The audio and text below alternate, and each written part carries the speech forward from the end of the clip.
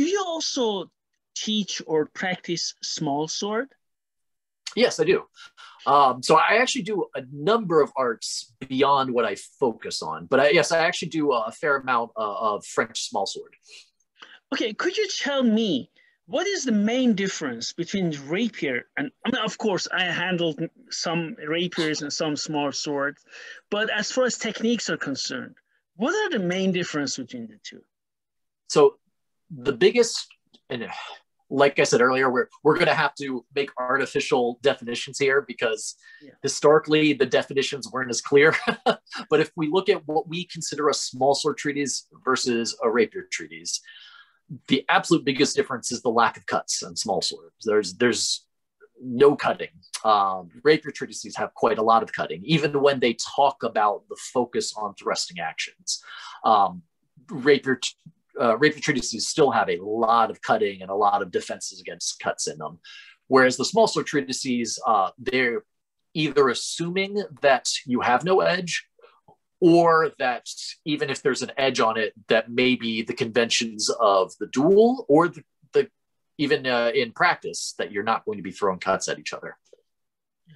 Okay, so that's the main difference. No, but the target areas are all the same, right? Depends on the area that you're doing it and depends on the time period exactly. So generally speaking, small sword tends to focus predominantly on the torso.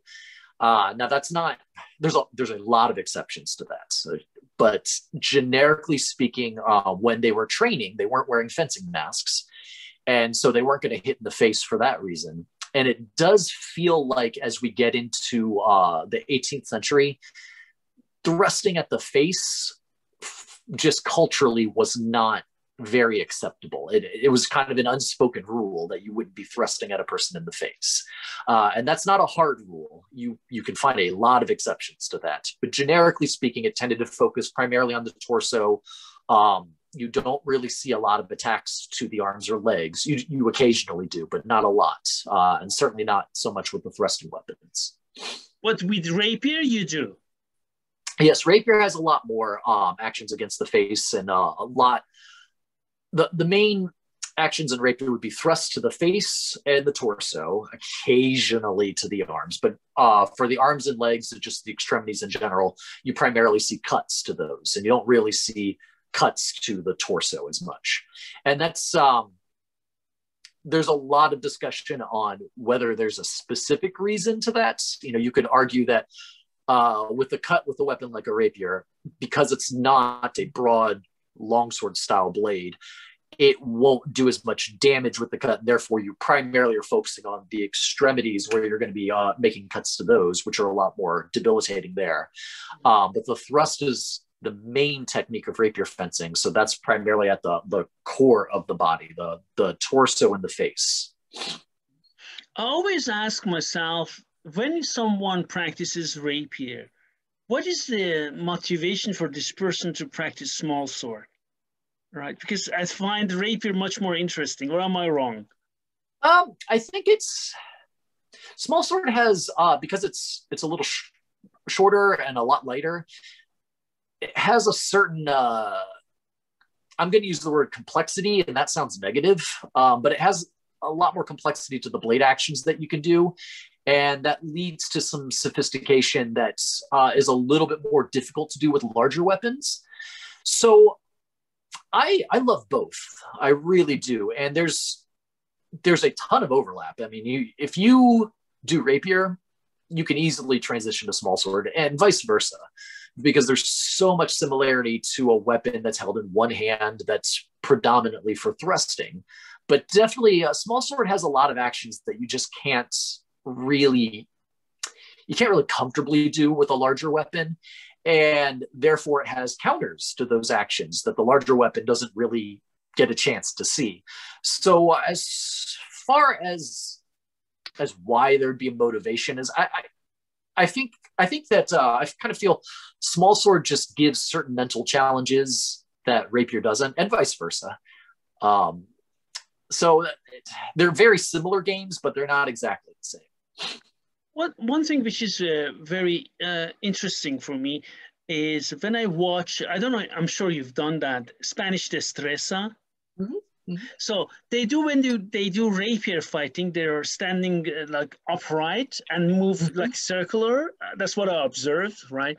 mhm, And the Italians, they just have these deep stances and they mhm. fight, right? And which one do you prefer? I do Italian. I have done a tiny bit of the destreza and the various Spanish styles, just enough to be a little bit familiar with it. But I'm definitely not an expert of destreza. But they superficially look very, very different. When you break down the basic handwork and the basic actions of how to make provocations and how to provoke reactions from the opponents, there's more similarity than what at first appears. But certainly the superficial things like the stance are very, very different looking. Okay. Uh, but I can safely assume that Spanish Destreza is not as widespread as German and Italian schools. Am I correct?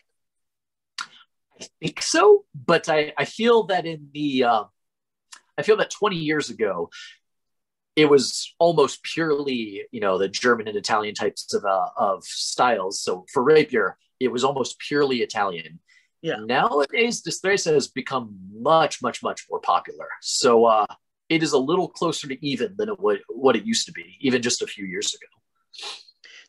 Do we have also a German rapier tradition? We do, and it stems out of the Italian tradition. Okay. So when you're looking at actions from the late 16th century, that's where the term rapier really could have meant a lot of different things. What the Germans were calling a rapier seemed to have been what modern people call a side sword. So essentially a more medieval type of cutting blade that has a complex hilt. As you start getting into the 17th century, the Germans almost completely adopted the Fabris tradition, which is Italian. There are treatises that essentially talk about the great Salvatore, which was Salvatore Fabris, the Italian rapier master. And they have the same style of stance. They have the same style of actions and how they approach things. So it seems that the German tradition just adopted the Italian tradition. Okay, so they adopted that. Do you also like a rapier and dagger combination? I think this is the fascinating style I love. Yeah, so the rapier in general was almost always taught with offhand weapons. So you learned the sword alone, but you also learned sword and dagger. Mm-hmm. And then from there, in most treatises start with sword alone and then do sword and dagger. And then you start building off to sword and cloak, where you would take your cloak and wrap it around the forearm. So you have padding and then use the various different offhand parries with that. And sometimes they also would use the buckler, although that wasn't as common. You occasionally see the shield called the rotella, which is just the round shield that would be strapped to the arm. Yes. And so if you understand the sword alone and the sword and dagger, it's very, very easy to then start learning pretty much anything in the offhand. What about dual rapier? Yeah, so that's something that wasn't as common, but it was definitely done. And it's funny because a moment ago I said almost all treatises start with sword alone and then go to sword and dagger. There are some that actually say you should do sword alone and then two swords before you learn sword and dagger, which is very different from how I learned it, very different from most other treatises. But there's a certain amount of sense to it, because if you can handle two swords, then anything in your offhand will be easy. Yeah. And even the ones that do two swords will often tell you you should learn the sword alone in your dominant hand, and then the sword alone in your weak hand, and then do two swords, and then do sword and dagger and any other type of combination. So it's again very different from a lot of other traditions for it, but the few that advise it, that's how they say to do it. Do you like to have two swords in your hands? I enjoy it. It's never been a focus of mine. I enjoy doing it. it is, if I had to be in a life or death duel, it would not be my choice. I'm not good enough at two swords, but I definitely enjoy doing it. Okay. What will be your choice, bit... Bill? What will be your choice? My choice would probably, if we're assuming a duel where both of us are equally armed, I would choose sword alone, just rapier alone. I very much enjoy that. If I don't know what the other person is having, I probably would choose a dagger in the other hand. Oh, okay, interesting, very interesting. Okay, let's go to the side sword. It's a very controversial topic, right? Because, right, what is a rapier? What is a side sword? It's often not that clear. Am I correct? Yes. The word side sword is a much later term, and it's a mistake. To our best knowledge, the term comes from where it was a misreading of, I believe it's in Razzo, where he mentions a sword at the side, so a spada de lato, and someone thought that meant an actual technical term. So we see that term in museums all the time, where it says spada de lato or side sword. It is a modern interpretation to say that that means a more broad-bladed cutting rapier versus a narrow thrusting rapier. So that term is very nebulous. It's very hard to define it. But that said, if you look at the actual swords, you clearly can tell some are meant for cutting and some are meant for thrusting and some are meant for something in between. So we use the term even though it's inaccurate. And I think it's good to put some kind of term to make sure that we, in modern times, are referencing cutting versus thrusting versus something in the middle. But it is also important to understand that those are modern terms. But what is your favorite, side sword or rapier? If I use the modern, I have a bigger focus on the modern term of rapier. I've done that for a much longer time. I started doing rapier fencing probably in 1998. So I've had I have a lot more experience with it. That said, I love the Bolognese tradition, which is a little bit earlier from the 16th century stuff, which tends to use the weapon that we would call a side sword. And so that is a lot more cutting involved with it, even though both have plenty of cutting. It has a bigger focus on cutting and has a bigger assumption that your opponent is also cutting. And it tends to use weapons that we would call side swords. And I love that tradition. I find it fascinating. I love the weapon itself. In more recent times, I've taken up arnis or eskrima, and I find the two are really similar in terms of how the movement is done and how the approach is done. And I've already told you I love the messer. The messer has so much overlap with the Bolognese tradition as well.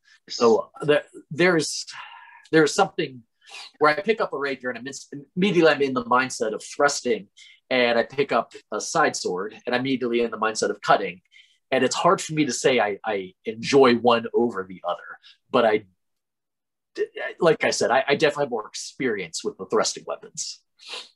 Okay, interesting, very interesting. So are you interested in Filipino weapons as well, then, I assume? I am now. That's a more recent hobby of mine. And so as soon as the pandemic starts up, I definitely, there's a local school to me.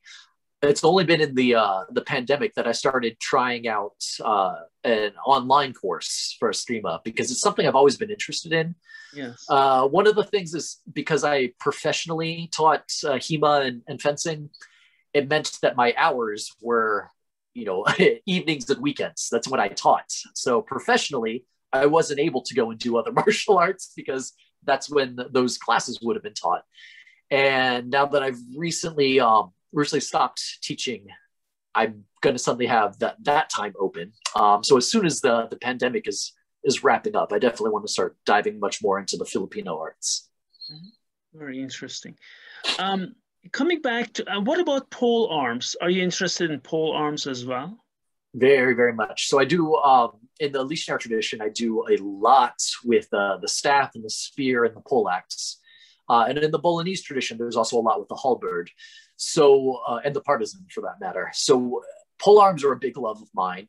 I fight in armor as well as out of armor. And in the Liechtenauer tradition, the spear is a large focus on how you learn armored combat. So the longsword would be done in armor where you are holding it, much like a spear. So when you learn spear fighting as well as armored longsword fighting, where you are grabbing at the blade like this for thrusting into the gaps of the armor, you're almost learning the exact same techniques, just at a different range. Do you have, you said armored fighting, do you have a German armor or an Italian armor? A German. I love armor from all cultures, but German Gothic armor is just my true love for armor. I just love the beauty of the late 15th and early 16th century styles of armor, with all the fluting, the styles of how the tails of their helmets, the stylets, the way those fit. I love the way the gauntlets are formed, and with the very narrow wrists that come up high. Just everything about that style is just so beautiful to me.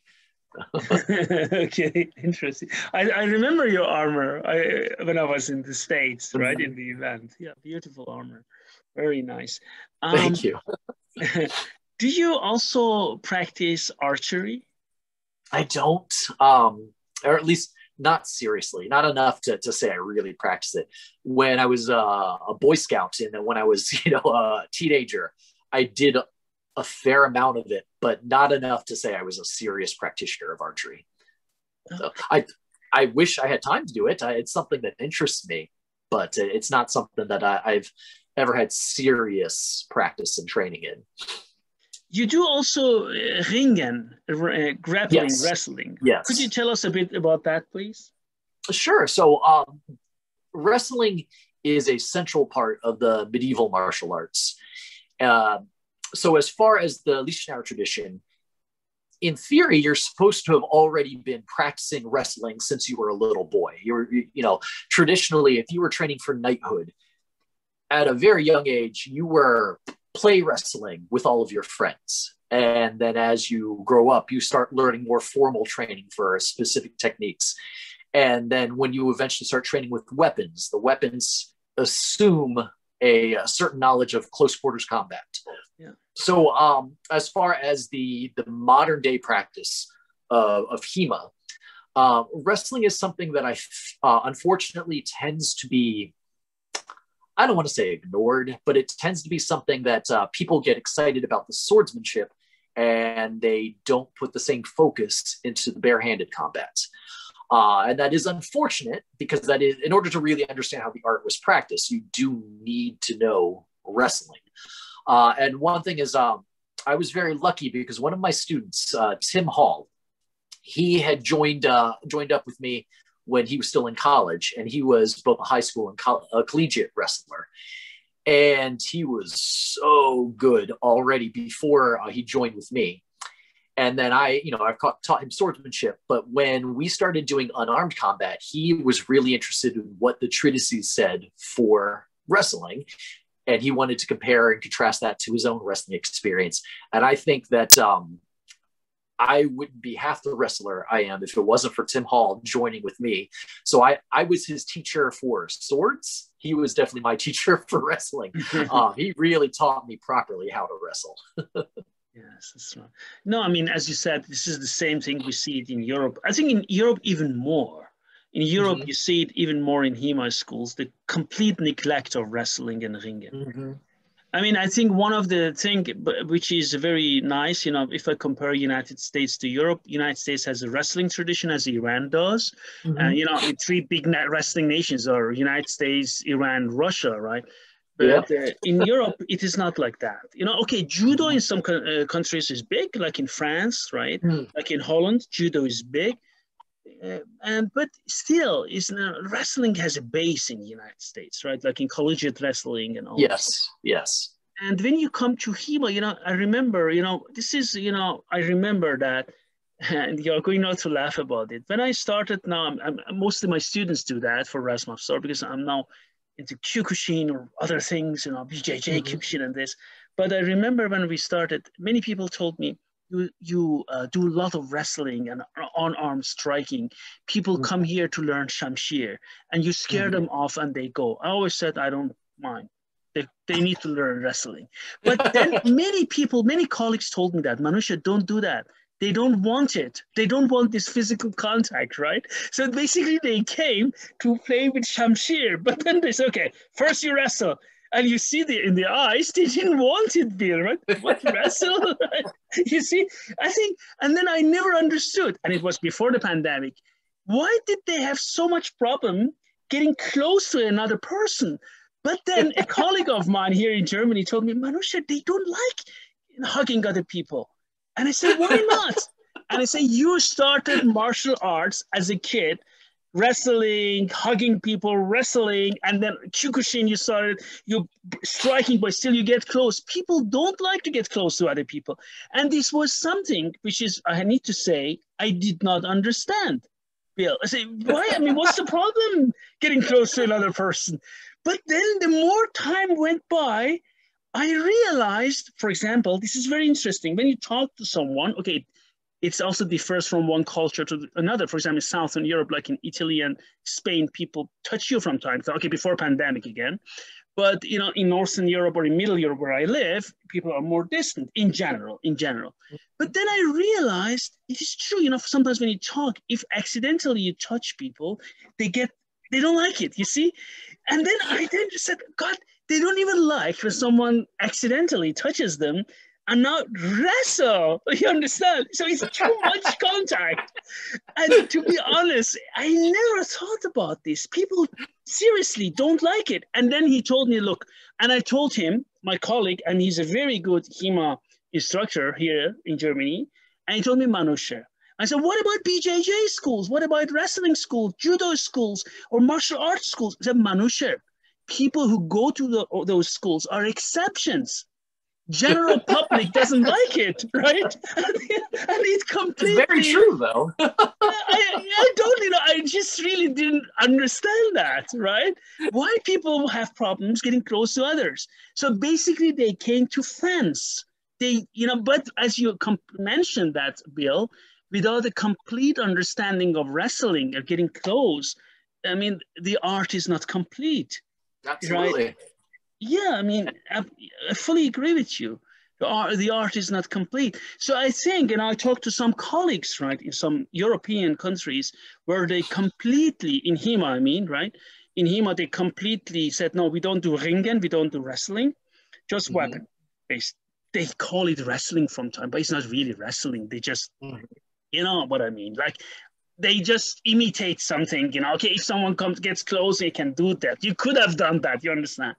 But then, I understand. you see, they could, it's not wrestling. And but then I understood they do it on purpose because they don't want to scare off people.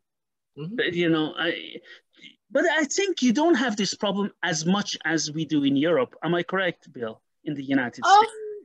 I in my experience, I found that it's pretty similar here as it is in Europe.